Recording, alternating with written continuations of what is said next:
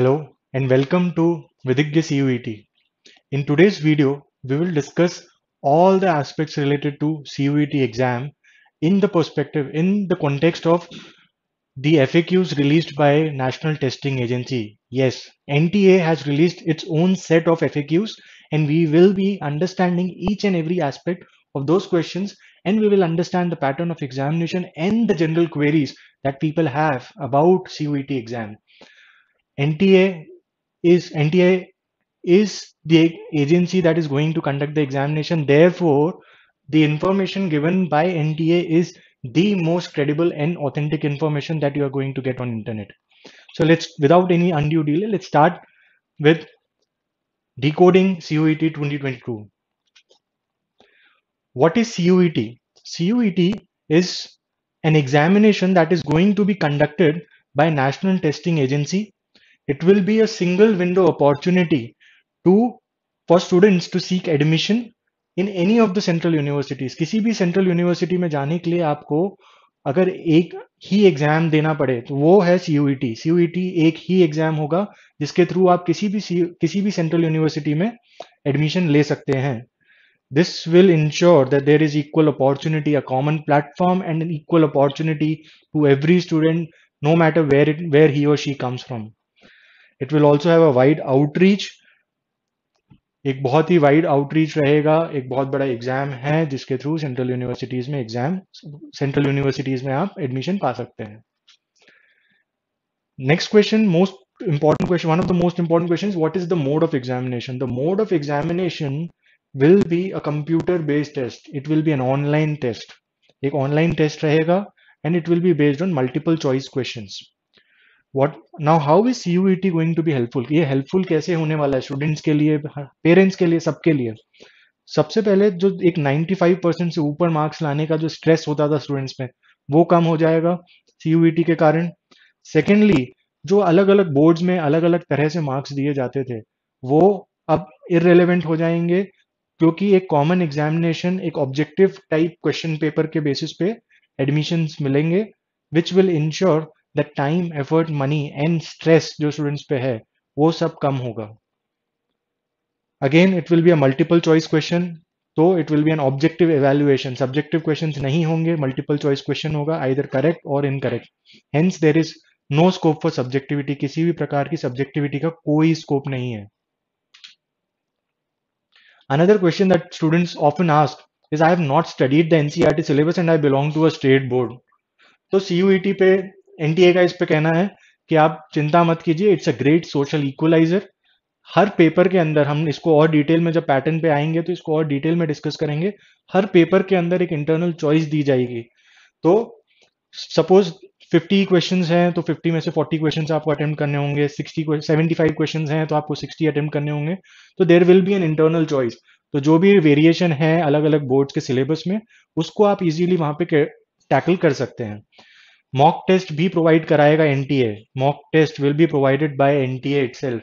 उनके पोर्टल पे कुछ मॉक टेस्ट होंगे एक्चुअल एग्जाम से पहले. दैट विल मेक श्योर कि आप प्रिपेयर्ड रहें अपने एक्चुअल एग्जाम से पहले कि किस तरह के एनवायरनमेंट में वो एग्जाम होगा, किस तरह के इंटरफेस में वो एग्जाम कंडक्ट कराया जाएगा. Secondly,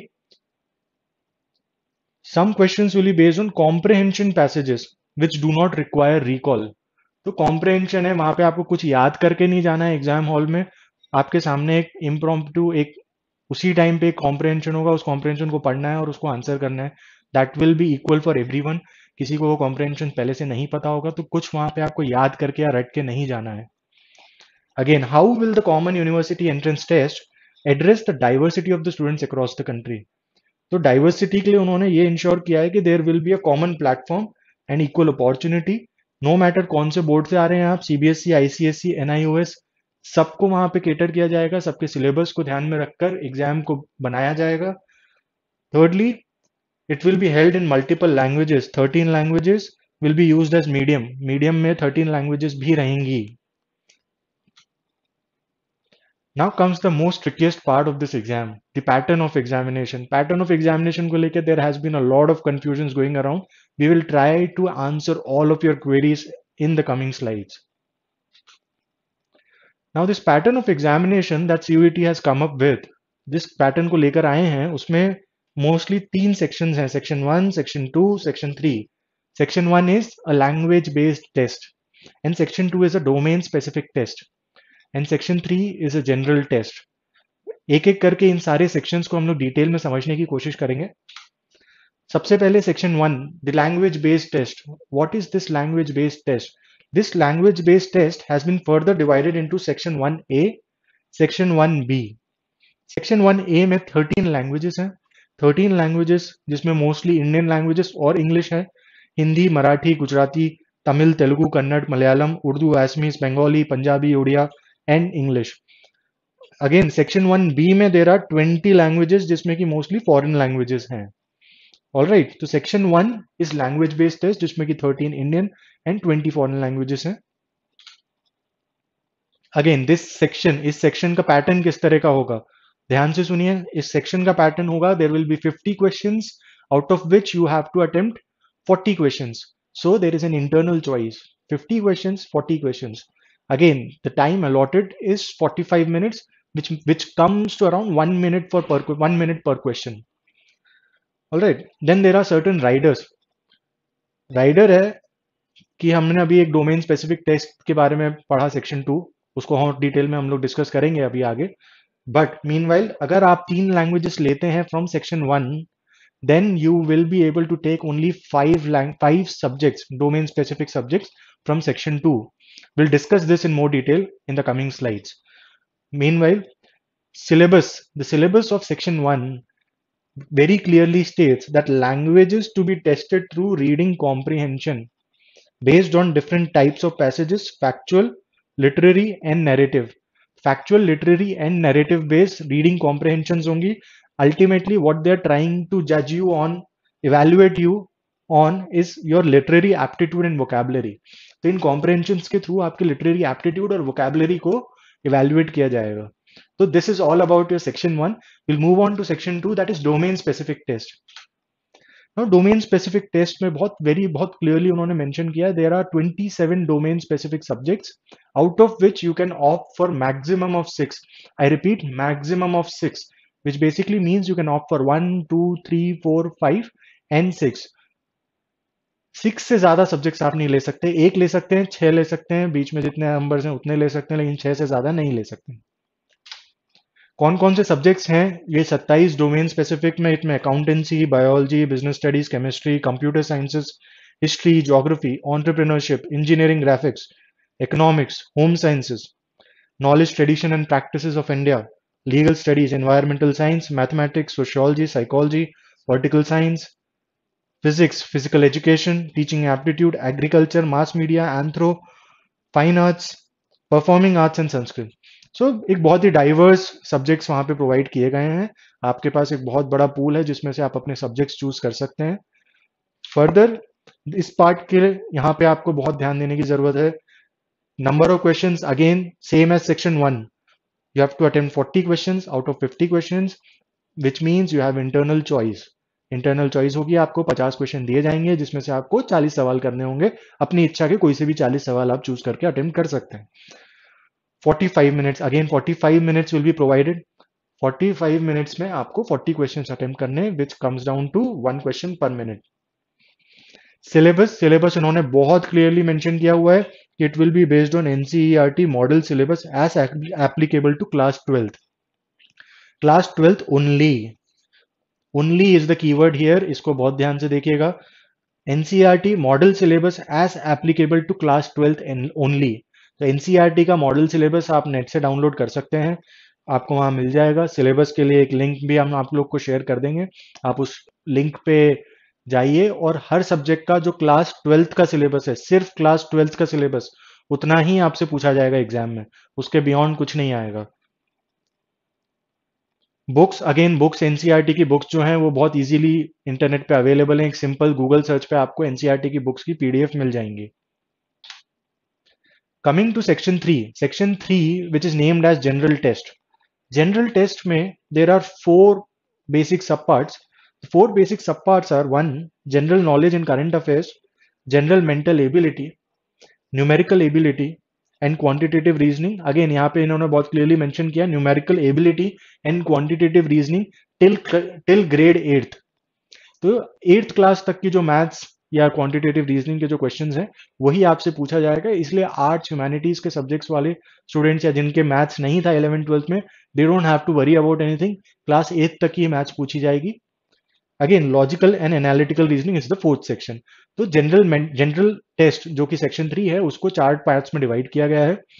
this section will have 75 questions, out of which you have to attempt 60 questions in 60 minutes. Again, one question per minute आपके पास टाइम रहेगा। 60 questions अटेम्प्ट करने हैं 75 में से, which basically means you have an internal choice in this section as well. Now coming to some other questions related to CUET, कुछ और questions हैं यहाँ पे। CUET will be held in different mediums or not? Yes, CUET will be held in 13 different mediums. 13 अलग अलग languages में CUET conduct कराया जाएगा। How will I prepare for both CUET and the board examination? The syllabus of CUET is going to be taken only from class 12th। ये हमने अभी discuss किया कि बोर्ड एग्जामिनेशन के साथ साथ आप 12th की आप CUET की तैयारी कैसे करेंगे। तो एनटीए का कहना है कि आपसे 12th का ही पूछा जाएगा एग्जाम में भी, तो आपको कुछ अलग से प्रिपेयर करने की जरूरत नहीं है। अपने बोर्ड एग्जाम्स को अगर आप ढंग से पढ़ेंगे तो आपकी 12th की प्रिपरेशन, आपके CUET की भी प्रिपरेशन साथ साथ हो जाएगी। तो this is what NTA has to say. Again, will the board exam become redundant? क्या बोर्ड एग्जाम की अब कोई वैल्यू नहीं रह गई? Absolutely not. The basic eligibility criteria to appear in this examination still remains। आपको किसी भी कॉलेज में एडमिशन लेने के लिए सबसे पहले एक रिकॉग्नाइज्ड बोर्ड से 12th पास करना जरूरी है, तो यानी बोर्ड एग्जामिनेशन जरूरी है आपको पास करने के लिए। बट बोर्ड एग्जाम के बेसिस पे आपका एडमिशन नहीं होगा, वो एक मिनिमम एलिजिबिलिटी क्राइटेरिया वहां पे रख दिया गया है।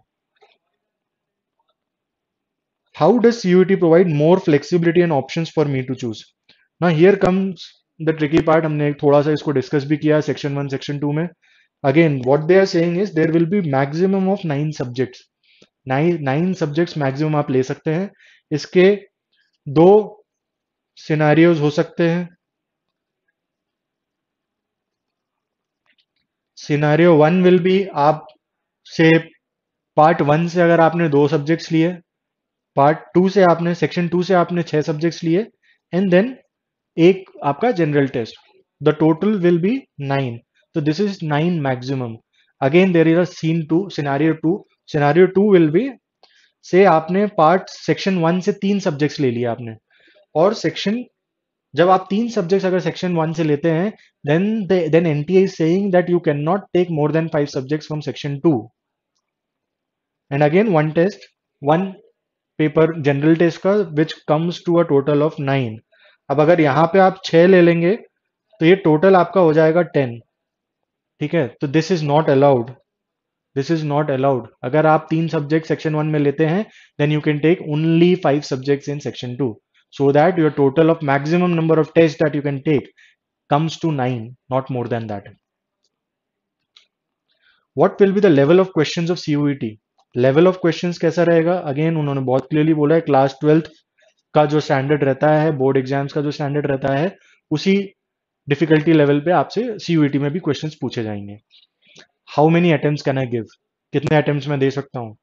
तो यहाँ पर इन्होंने ये चीज यूनिवर्सिटी के ऊपर छोड़ दी है।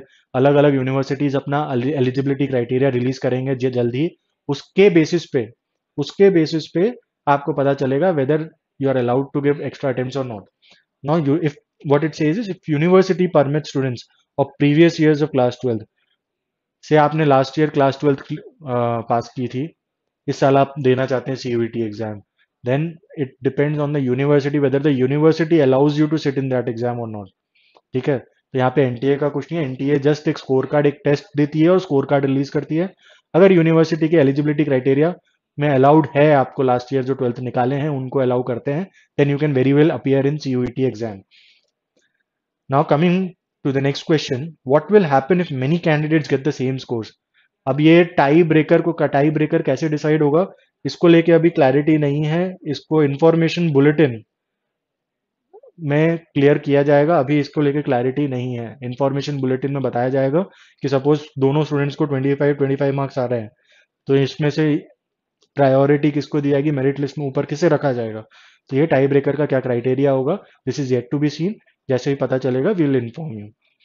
Will this change not be stressful for students, current batch of class 12 they mostly studied online, mostly अभी 2 साल से बच्चे ऑनलाइन ही पढ़ते रहे हैं, तो क्या उनके लिए और स्ट्रेसफुल नहीं हो जाएगा एक कॉमन एंट्रेंस टेस्ट कंडक्ट कराना। तो यूपीएस यूजीसी का और एनटीए का यहाँ पर क्या कहना है, CUET the issue has been considered and a decision taken to base the CUET only on class 12th model NCERT syllabus। तो अगेन मॉडल एनसीईआरटी सिलेबस पे ही रखा गया है, आपको किसी भी तरह से परेशान होने की जरूरत नहीं है। जो बोर्ड एग्जाम्स के लिए आप नॉर्मली पढ़ेंगे उसी के अकॉर्डिंगली आपको आंसर देना है। फॉर सम रीजन अगर ऑनलाइन क्लासेस में कोई करिकुलम में से कुछ सब्जेक्ट्स हटाए गए हैं, कई स्कूल्स में कुछ डिलीशन हुए हैं सब्जेक्ट्स का, तो उनको भी टैकल करने के लिए आपके पास इंटरनल चॉइसेस ऑलरेडी दे रखी हैं हर टेस्ट के अंदर। तो this is very very well like very much manageable, और स्टूडेंट्स को इसके बारे में बिल्कुल टेंशन लेने की कोई जरूरत नहीं है। फ्लेक्सिबिलिटी ऑटोनॉमी जो यूनिवर्सिटीज की, क्या वो कर्टेल हो जाएगी, absolutely no. NTA will just release the score card, counselling individual universities को खुद करवानी है, वहां पे एनटीए का कोई रोल नहीं होगा। Is language compulsory, a candidate desirous of applying into a particular university will have to follow the required eligibility criteria of the intended university। अब language compulsory है या नहीं, again will depend on the university that you are trying to apply to। अगर उस university ने किसी language को compulsory किया है then it is compulsory for you, if it is not उन्होंने कंपलसरी नहीं किया है then it is not compulsory.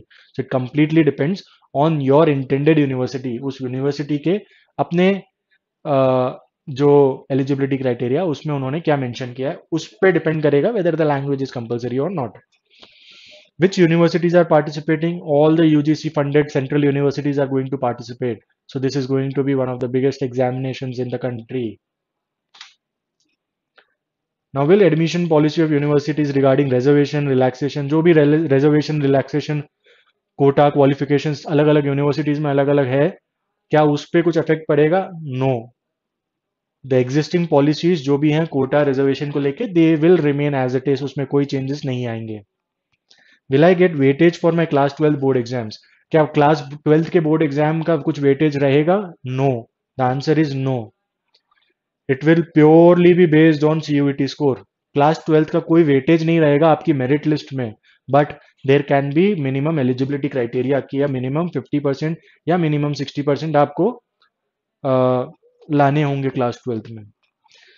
Will there be a separate rank list programme wise for each university? No, NTA कोई rank list नहीं release करेगा, आपको अपने intended universities को अप्रोच करना है, वो काउंसलिंग कराएंगे and they will release the rank list or the merit list based on the scores that you will get in NTA के एग्जाम में, सीयूईटी।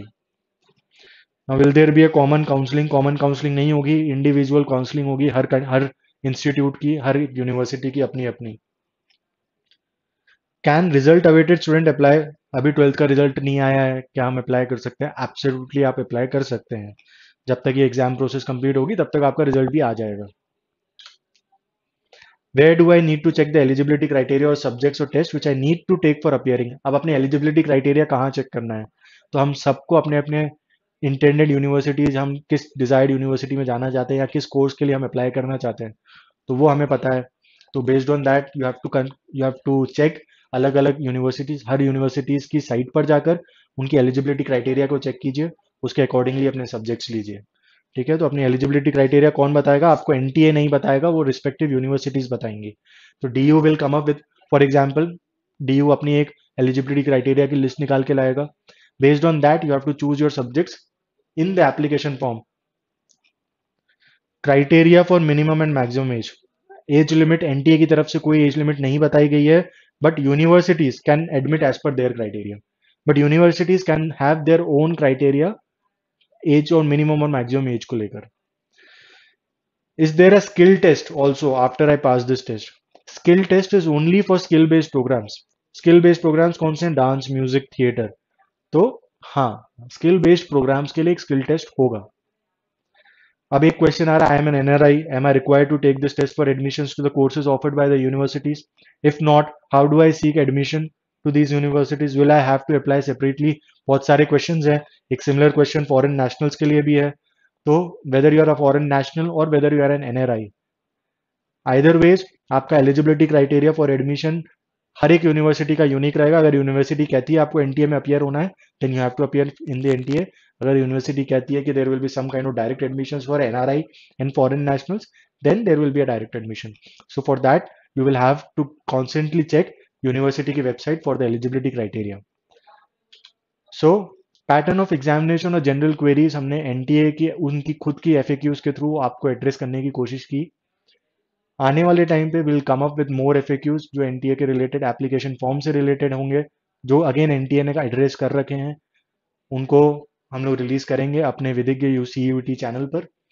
तो सब्सक्राइब कीजिए चैनल को, टेलीग्राम चैनल को भी सब्सक्राइब कीजिए to stay updated. Thank you very much.